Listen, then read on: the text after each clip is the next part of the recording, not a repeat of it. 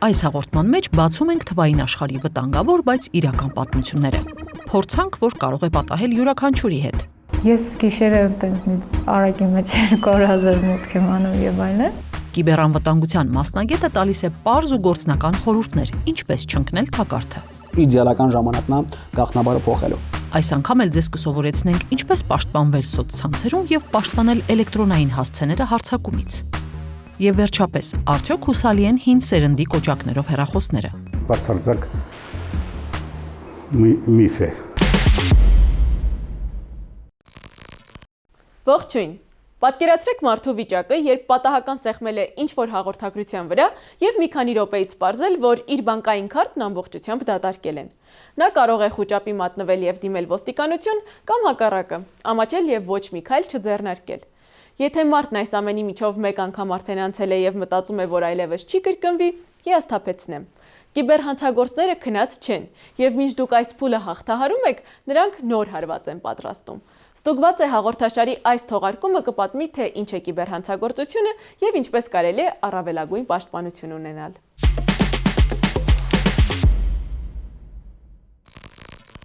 Թերթում է Instagram-ը ու գովազդ եկավ, որ օրվա ընթացքում տրամադրիր 30 րոպե ու կաշխատես 100-ից $200։ Այդ աղջիկը պատասխանում է, որ մեր խանութն է Amazon-ում, որի պատվերները պետք է ընդհանրապես ստուգել հաստատել։ Պատվերից է տոկոսը գալիս, օրինակ չգիտեմ, $100 պատվերից կարող է քեզ 50 կամ 20% գար։ Քանի որ ես գլոբինգում աշխատել եմ ժամանակին, նման էր շատ էլի իրականության ու ոչ մի զեղծարարության բան չտեսա էլի։ Լիանան մտածել է, որ գտել է հեշտ աշխատանք եւ բնավ չի կասկածել, որ Amazon-ի էջը կեղծ է։ Նա աշխատել է որոշ ժամանակ եւ ստացել խոստացված աշխատավարձը։ Միայն թե աշխատավարձը կանխիկացնելու համար պարտադիր է եղել միջնորդավճար տալ, այսպես կոչված ակտիվացման գումար։ Վճարումը պահանջվել է բիթքոյնով։ Որքան աշխատավարձը մեծանում էր, այնքան ակտիվացման միջնորդավճարն էլ էր մեծանում։ Վերջին անգամ ակտիվացման գումարը կազմում է $200,000։ Երբ որ կանխիկացում ես անում, ինքը մինուս է գնում քո այդ fake Amazon-ից։ Ու այդ մինուսը դու էլի պետք է մուտք անես, որ ինքը ակտիվանա, որ քո աշխատածը արդեն երևա, որ կարողանաս էլի կանխիկացնես։ Դե որ 2-3 անգամ կանխիկացնում ես, արդեն մտածում ես, որ զեղծարարություն չկա էլի։ Ես գիշերը արագի մեջ 200,000 մուտք եմ անում եւ այլն, ու ես չկարողացա արդեն կանխիկացնել։ Երբ վճարելուց հետո Լիանան չի կարողանում կանխիկացնել աշխատավարձը, հասկանում է, որ խաբեության զոհ է դարձել։ Նա դադարեցնում է վճարումը Amazon-ի ֆիշինգային կայքին, կապվում համացանցային խաբեությունների մասնագետների հետ։ Գումարը հետ բերել չի ստացվում, քանի որ բիթքոյնը անանուն է եւ անհետք։ Կարայի Amazon-ի էջին ընդհանրապես գրեի ինձ նման առաջարկ է եկել, ձերն է թե չէ։ Եթե այդքան խելացի լինեի ժամանակ, հնարավորինս զգուշ լինել, ճշտել մի քանի անգամ, մի քանի հոգուց, ամեն ուղարկված, ամեն ստացած խրախուսական ինչ-որ բան պետք չի արագ արձագանքել։ Կիբերանվտանգության փորձագետ Արտուր Պապյանն ասում է, որ Հայաստանում այսօր չկա հստակ վիճակագրություն, թե քանի մարդ է կիբերհանցագործության զոհ դառնում։ Պատճառն այն է, որ մարդիկ ամաչում են բարձրաձայնել իրենց հետ պատահածի մասին կամ խուսափում են ոստիկանություն դիմելու քաշքշուկից։ Ինչ որ մենք տեսնում ենք, դրանք են մշտական ավտոմատացված կոտրելու փորձեր վեբկայքերի, մեծ քանակի DDoS հարձակումներ։ Կիբերհանցագործությունները միշտ չէ, որ ավարտվում են թեթև կամ ծանր ֆինանսական կորուստներով։ Երբեմն վտանգի տակ է հայտնվում պետության պաշտպանությունը։ 2020 թվականի հուլիսի 7-ին կարծեմ, ադրբեջանցի հակերները հրապարակել էին Արցախի պաշտպանության բանակի տրանսպորտային միջոցների գույքագրման ցուցակներ, այսին որ գարաժում քանի մեքենա կա, ինչքան բենզին կա։ Դրանից մի երկու օր հետո ադրբեջանցիները նաև հրապարակել էին Արցախի Ղարաբաղ Տելեկոմի բոլոր բաժանորդների հեռախոսահամարների ցուցակը։ Փորձագետը զգուշացնում է, մարդիկ հաճախ հենց իրենք են իրենց թիրախ դարձնում, սոցցանցերում չափազանց շատ անձնական տվյալներ հրապարակելով։ Իսկ գրեթե բոլոր հաքերային հարձակումները սկսվում են հենց այդ բաց տվյալների հավաքագրումից։ Պապյանը խորհուրդ է տալիս հնարավորինս նվազեցնել թվային հետքը համացանցում, հետևել մեդիագրագիտության կանոններին եւ սարքերը անջատեք, գնացեք սար։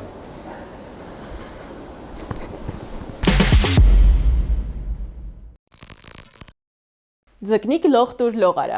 Ինչ եք կարծում։ Ինչ կապ ունի կիբերհանցագործությունը ձկնորսության հետ։ Պարզվում է, որ հաքերները մի հնարք ունեն։ Սիրում են ձկների նման որսալ մարդկանց։ Կեղծ հասցեից ուղարկում են նամակ, եւ եթե բացում ես այն, կուլ ես տալիս խայծը։ Իսկ ինչպես կուլ չտալ խայծը, կպատմեն մեր գործընկերները։ Ողջույն, թվային միջավայրում բարդ եւ լավ մտածված գաղտնաբառը այլևս բավարար չէ անվտանգ լինելու համար։ Այստեղ օգնության է գալիս երկփուլային անվտանգությունը, որը պաշտպանում է ձեր օգտահաշիվները, նույնիսկ երբ ինչ-որ մեկը իմացել է ձեր գաղտնաբառը։ Համակարգը տրամադրում է լրացուցիչ կոդ, որը գալիս է ձեր հեռախոսին կամ հատուկ հավելվածի միջոցով։ Այսօր կսովորենք, թե ինչպես միացնել այս երկփուլային անվտանգությունը տարբեր օգտահաշիվների դեպքում։ Բացենք Instagram-ը եւ մուտք գործենք մեր հաշիվ։ Սեղմենք վերևի աչանկյունում գտնվող 3 գծիկների վրա եւ ընտրենք Account Center բաժինը։ Այստեղ կտեսնենք Password and Security հատվածը, ապա Two-Factor Authentication։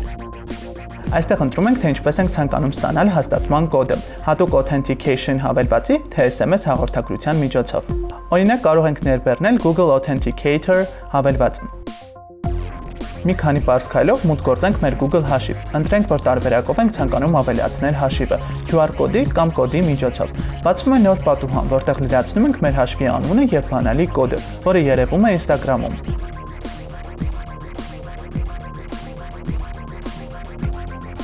Հաստատվելուց հետո հավելվածում կստեղծվի 6 նիշանոց կոդ, որը գործում է շատ կարճ ժամանակով։ Այս կոդը ձեզ անհրաժեշտ կլինի ամեն անգամ, երբ փորձեք մուտք գործել ձեր հաշիվ։ Նույնքան պարզ քայլերով կարող եք ակտիվացնել նաև երկրորդ տարբերակը՝ SMS հաստատումը։ Հետ գնանք եւ ընտրենք SMS կամ WhatsApp բաժինը։ Ձեր WhatsApp-ին կամ հեռախոսահամարին կգա կոդ, որը պետք է մուտքագրեք բացված դաշտում եւ վերջ։ Այս տարբերակը նույնպես ակտիվացված է։ Երկփուլային անվտանգությունը գրեթե նույնն է բոլոր սոցիալական հարթակներում՝ Facebook, TikTok, Google, էլեկտրոնային փոստ եւ այլն։ Եկեք միասին նաև ակտիվացնենք մեր էլեկտրոնային փոստի երկփուլային անվտանգությունը։ Նախ մուտք ենք գործում մեր Google հաշիվ։ Սեղմում ենք անվտանգություն բաժնի վրա, գտնում ենք երկփուլային վավերացում բաժինը եւ սեղմում ենք միացնել երկփուլային վավերացումը։ Մուտքագրում ենք մեր հեռախոսահամարը, սեղմում ենք հաստատել եւ վերջ։ Երկփուլային վավերացումը ակտիվացված է։ Երբ ինչ-որ մեկը փորձի մուտք գործել ձեր էլեկտրոնային փոստ, դուք կստանաք հեռախոսային հաղորդագրություն, որը հարցնում է, թե արդյոք դուք եք մուտք գործողը։ Եթե դուք չեք հաստատում դա, երկփուլային անվտանգությունը կասեցնում է կիբերհանցագործի մուտքը ձեր էլ-փոստ։ Մի քանի րոպե տրամադրելով կկարողանաք պաշտպանել ձեր նամակները, անձնական տվյալները եւ հաշիվները։ Միացրեք երկփուլային անվտանգությունը բոլոր հարթակներում եւ դարձեք ավելի անվտանգ սպառող համացանցում։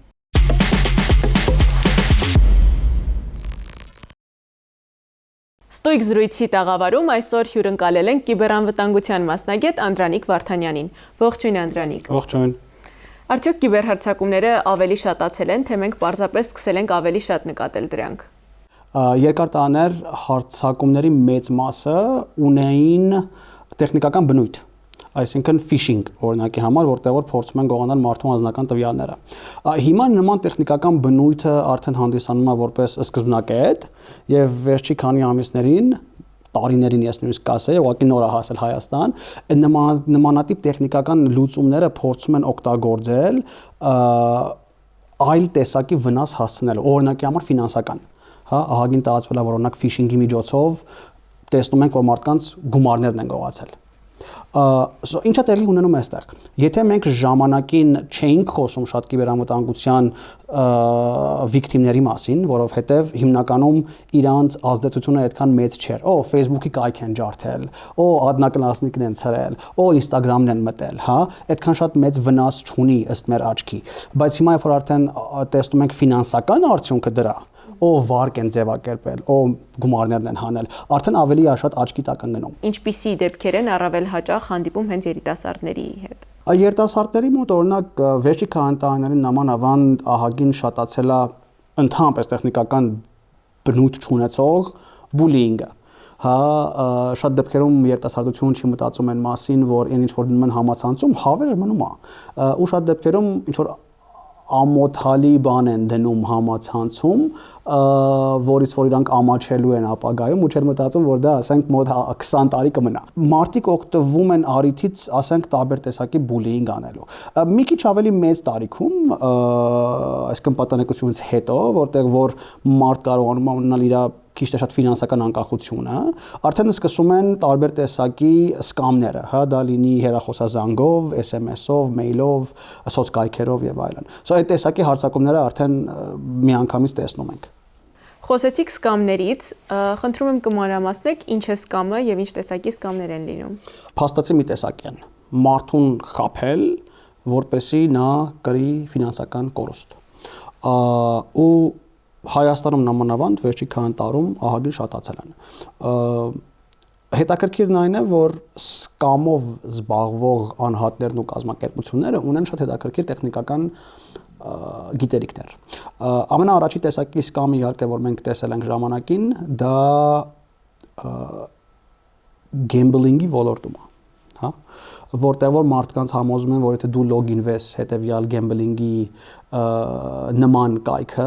ապա դու կստանաս այսքան գումար, հա։ Դրա հիմնական նպատակն է իհարկե ընդհանրապես մարդու անձնական տվյալները, օրինակի համար գաղտնաբարերը գողանալ։ Հետո արդեն սկսեց շատանալ դա ֆինանսական ոլորտում, այսինքն բենքինգում, որտեղ որ ստեղծում են շատ նման իրականի կայքեր, ինչպիսին որ մենք տեսնում ենք on-line banking-ում, հա։ Քեզ թվում է որ սա իսկական քո բենքն է, մինչև որ դու իհարկե չնայես ու չտեսնես, որ օրինակի համար լինքը տարբեր է։ Ու իրանք օգտվում են այդ առիթից քո բանկային տվյալները գողանալու։ Բանկերը իհարկե սկսել են սրա դեմ տարբեր տեսակի լուծումներ տալ, օրինակի համար multi-factor authentication, հա, որի ամենապարզ ձևն է լոգինվելու ժամանակ երկրորդ անգամ վերիֆիկացիա ուզել։ Ու սկամները նաև շատացել են այս ամենից դուրս, որտեղ որ մարդկանց ընդհանրապես համոզում են, որ եթե դու իրանց գումար տաս, այդ գումարը երկու անգամով քեզ հետ կվերադառնան։ Ավանդական Ponzi scheme։ Ու այդ ավանդական Ponzi scheme-ները, որովհետև մենք Հայաստանում չենք տեսել Ponzi scheme վերջի 100 տարվա ընթացքում, բայց իրանք եղել են վերջի 100 տարվա ընթացքում։ Մենք տեղյակ չենք, այսինքն հանրությունը չի հասկանում Ponzi scheme-ի գաղափարը որն է։ Եվ իրանք կարծում են, որ եթե իսկականից ես տամ $1000, կստանամ $2000։ Ու շատ դեպքերում իհարկե սկամ անողները կարողանում են այդ գումարը հետ տալ, այսինքն տալիս են այդ 2000-ը հետ, որ դու իրանց տաս 4000, որ քեզ տան 8000, մինչև որ գումարը այնքան շատանա, որ իրանք ուղղակի վերանան։ Ու այս իհարկե ագին պրոբլեմատիկ է այս տեսակի սկամները ու շատացել են ու երևի թե միակ լուծումը իհարկե կրթությունն է, մարդկանց ցույց տալ, կրթել, սովորացնել, որ նմանատիպ բան գոյություն ունի եւ ինչպես հեռու մնալ դրանցից։ Մեզնից շատերը դնում են ինչ-որ գաղտնաբար եւ տարիներով չեն փոխում եւ անգամ մոռանում են գաղտնաբարը, մինչեւ որ պետք չգա։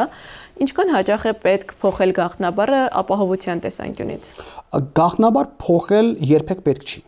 բայց գաղտնաբար հիշելն էլ երբեք պետք չի։ Ժամանակակից հեռախոսներն ու համակարգիչները իրանք ունեն այսպես կոչված գաղտնաբարի ղեկավարող համակարգ, հա, password manager, որտեղ որ ասենք եթե դու քո iPhone-ով փորձում ես նոր կայքում գրանցվել, ինքը միանգամից քեզ ասում է, ցանկանում ես նոր գաղտնաբար։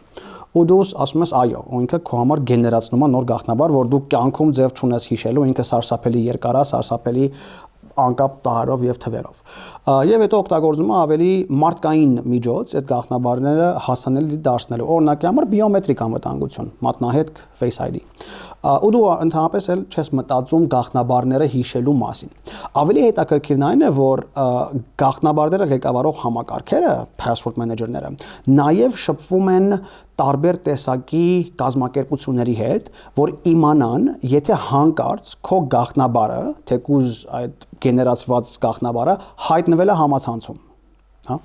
ու քեզ տեղեկացնում է, որ քո գաղտնաբարը հայտնվել է համացանցում, այդ արդեն ճիշտ ժամանակն է գաղտնաբարը փոխելու։ Ու իհարկե մենք որպես մասնագետներ տարբեր սոցցանցերում եւ կայքերում տեղեկացնում ենք, որ օրինակի համար Spotify-ում տեղի է ունեցել հարձակում, որտեղ որ բոլորի գաղտնաբարերը հասանելի են։ Իդեալական ժամանակն է գաղտնաբարը փոխելու։ Ուղղակի մարդիկ պետք է օգտագործեն այդ տեխնոլոգիաները, որը որ անվճար հասանելի է բոլոր համակարգիչների,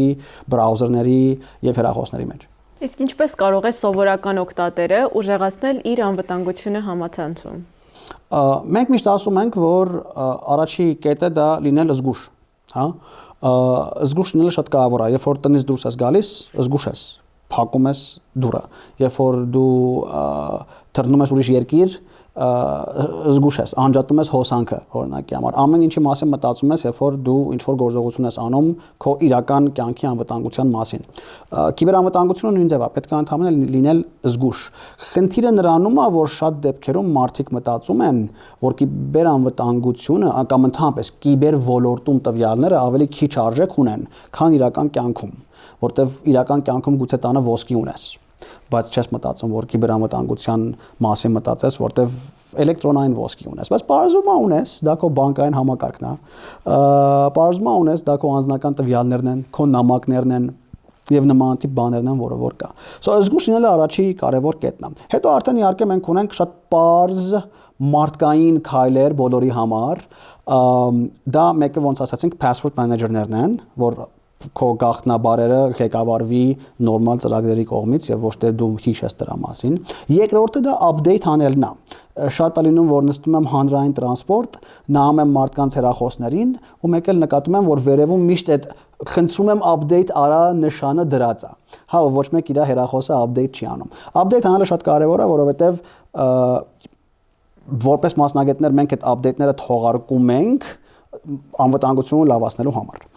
Դա կարող լինի բրաուզերների մեջ, Chrome, Firefox, դա կարող լինի օպերացիոն համակարգերի մեջ, Windows, Android, iOS, Mac, ու դա կարող լինի նաև առօրյա ծրագրերի մեջ, հա, banking-ի ոլորտում եւ այլն եւ այլն։ Այս շատ པարզ քայլերը անելով, զգուշ լինել, update անել, password manager օգտագործել, արդեն փակում է անվտանգության խնդիրների 99%-ը։ Ինչ կարող ենք անել, եթե դարձել ենք կիբերհարձակման, նման տեսակի կիբերհարձակման զոհ։ Եթե ֆինանսական հարձակում է, կապի դուրս արի շատ արագ քո ֆինանսական կազմակերպության հետ, օրինակի համար բանկի։ Եթե bullying է, ապա կապի դուրս գալ օրինակի համար ոստիկանության հետ։ Եթե scam է, մենք չգիտենք ինչ անել այս դեպքում։ Հա, ասենք թե դու քո կամքով ուղարկել ես ուրիշին $2000։ Հա, դու ենթարկվել ես սկամի։ Ինչ անել այդ դեպքում, մենք չգիտենք։ Եթե բանկին ասենք, բանկը ասելու է, բայց դու քո կամքով ես փոխանցել։ Էժան կնստի ուշադիր լինելը, քան թե մենք նստենք որպես մասնագետներ playbook մշակենք այս ամեն ինչի մասին։ Իսկ ինչ է նշանակում ուշադիր լինել։ Ինտերնետում ուշադիր լինելը դա շատ նման է, երբ որ քո դեմ կա հրաշագործ եւ ինքը փորձում է ասենք սիրուն քարտերով քո հետ գործ անել։ Երբ որ ինքը ասում է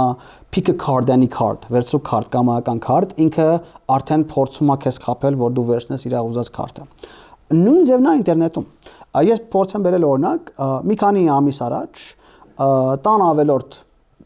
անկողինը փորձում էի վաճառել։ Դրեցի on-line համակարգերում, լիստեյեմ,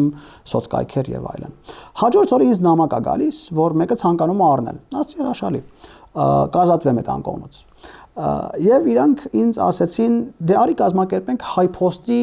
shipping, որտեղ որ high post-ը գալիս եւ ապրանքը տեղափոխում է իրանց մոտ, ասի հրաշալի։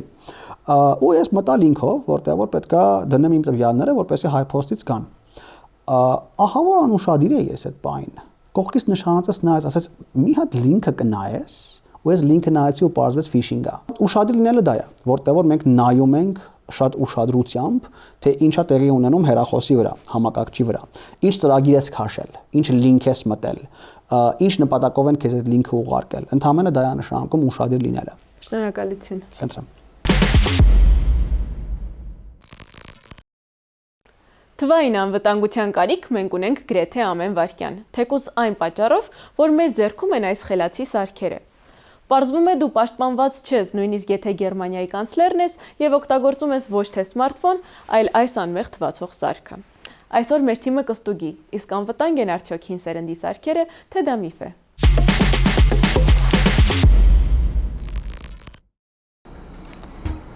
Ալյո, հերիքնազ, են փողերը ստացար։ Չէ, Գագոյաներն էր մեռել։ Համեսս բաները հեռախոսով մի խոսա էլի։ Կգամ հետո իրար հետ կխոսանք։ Դե լավ, ինչի մասին ես մտածում։ Իմ հեռախոսը կնոպիչնի հեռախոսը, մեզ ով կարա լսի։ Ըհը, այդ շատ լավ է, որ մտածում եք, թե կոճակներով հեռախոսը գաղտնալսելն անհնարին է։ Իսկ ինչու եք այդպես կարծում։ Մտածում եք անվտանգ է, որովհետև չկա ինտերնետ, չկան խելացի ֆունկցիաներ կամ հավելվածներ։ Սրանք անվանում են նաև ՊՆ հեռախոսներ, նկատի ունենալով, որ գաղտնալսելը բարդ է։ Բանակում հեռախոսները միշտ են արգելված եղել, բայց եղել են խախտումներ։ 2018 թվականին փորձ արվեց վերահսկել խնդիրը եւ զինծառայողներին թույլատրեցին օգտագործել այնպիսի հեռախոսներ, որոնք չունեին տեսաձայնագրման հնարավորություն եւ ինտերնետին հասանելիություն։ Բացարձակ միֆ է։ Ամենամեծ հզորությունը, որով իրենք ճառագայթում են եւ տեսանելի են եւ կարող են գրանցվել, դիտվել, հենց կայանի հետ կապող ռադիոալիքներն են։ Մի բան պարզ է իմ համար, որ նրանց ռադիո մասը ավելի քիչ զգայուն է եւ կապ ապահովելու համար ավելի հզոր սիգնալ են ազդանշան են ուղարկում, որը ավելի հեշտ տեսանելի է դառնում։ Հեռախոսով խոսելիս ձայնը վերածվում է ռադիոալիքի, որն էլ օդում տարածվելով հասնում է բազային կայանին։ Հին սերնդի, այսինքն 2G ցանցերում այդ ազդանշանները տեխնիկապես հնարավոր չէր գաղտնագրել, եւ դրանք հասանելի էին ցանկացած սարքի, որոնք որսում էին այդ ազդանշանները։ Իսկ արդեն 4G եւ 5G տեխնոլոգիաների դեպքում ազդանշանները լսելը դա դեռ չի նշանակում տիրապետել ամբողջ բովանդակությանը։ Ժամանակակից սմարթֆոնները առավելություն ունեն։ Նրանք մեծ առավելություններ ունեն, որովհետեւ իրենց ինֆորմացիան նրանք կարող են կոդավորված ուղարկել։ Եթե դուք զանգում եք սովորական հեռախոսով, սովորական կապի կանալով, ապա պարզաբար ձեր զրույցը չի գաղտնագրվի, իսկ եթե օգտագործում եք այդ application-ները, ապա ձեր հաղորդագրությունները, լինի դա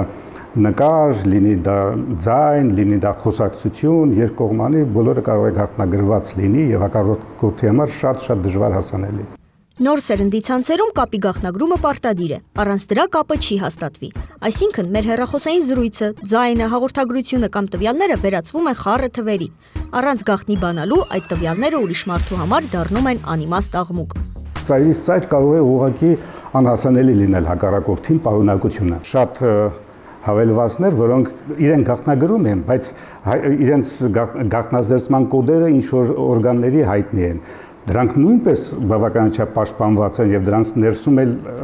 գրված ինֆորմացիան այդքան հեշտ չի լինի վերցանել սովորական, ասենք դրոնի կամ մեկ այլ լսող սարքի համար։ 2002 թվականին ԱՄՆ ազգային անվտանգության գործակալությունը Գերմանիայի կանցլեր Անգելա Մերկելի հեռախոսահամարը ներառել էր լրտեսների ցուցակում։ Դեպքը բացահայտվեց 10 տարի անց միայն, 2013 թվականին։ Մերկելը խիստ վրդովված հայտարարեց, որ ընկերների միջև լրտեսությունն անընդունելի է։ 2021 թվականի հետաքննությունն էլ պարզեց, որ Ֆրանսիայի նախագահ Էմանուել Մակրոնի հեռախոսահամարը հայտնվել է Pegasus լրտեսական ծրագրի հնարավոր թիրախների ցուցակում։